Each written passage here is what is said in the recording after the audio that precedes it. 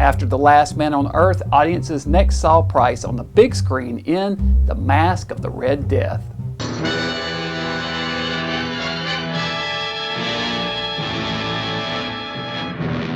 A deadly plague known as the Red Death has struck medieval Europe, and wicked nobleman Price Prospero, played by Vincent Price, has retreated to his castle for safety. He has invited a group of fellow aristocrats to join him and wait out the plague. He has also taken a young peasant girl named Francesca, played by Jane Asher, prisoner, as well as her fiancé Gino, played by David Weston, and her father Ludovico, played by Nigel Green. Francesca is young and innocent, and Prospero, a practicing Satanist, relishes the opportunity to corrupt her.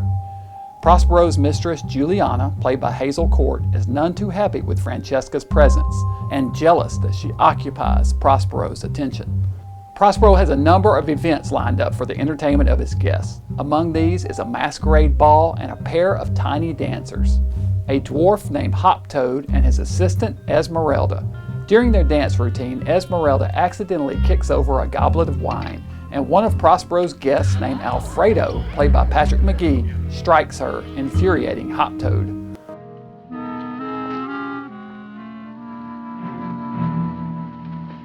Prospero brings forth Francesca's father and fiancé for the cruel amusement of his guests, forcing them to play a Russian roulette-style game with poisoned daggers. One of them is impregnated with a poison that kills in 5 seconds. They take turns cutting themselves, avoiding the fatal blade until there is only one dagger left. Ludovico grabs it and lunges towards Prospero, who kills him with a thrust of a sword.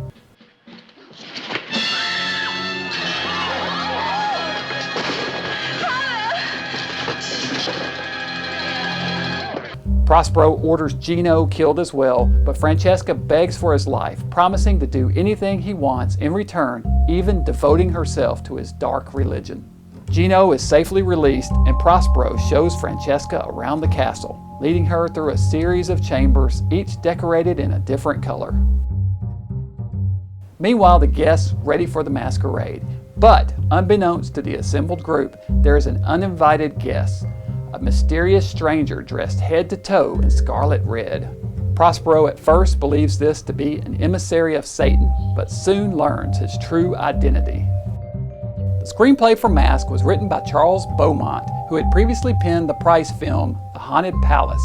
It is actually a composite of 2 Edgar Allan Poe stories, The Masque of the Red Death and Hop Frog. In this film, the dwarf dancer Hoptoad gets revenge on his tormentor Alfredo in much the same way as the printed story. He tricks Alfredo into dressing as an ape for the masquerade and sets him on fire, burning him alive.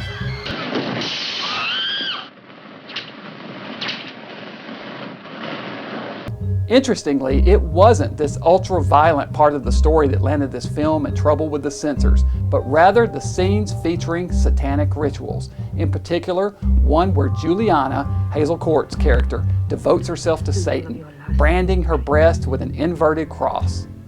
Deemed too much for repressed British audiences, these sequences were cut prior to screening in cinemas overseas.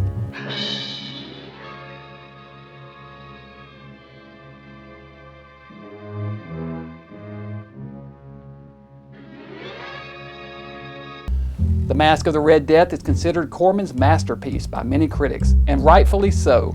The importance of the Poe films on Corman's career can't be overstated. These films boosted him out of B status into the realm of elite directors.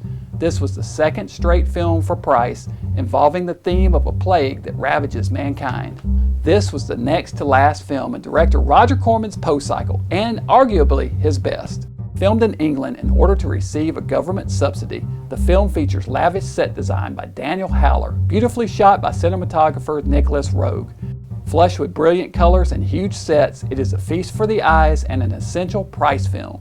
Next up, Price would make his final film with director Roger Corman, The Tomb of Ligeia.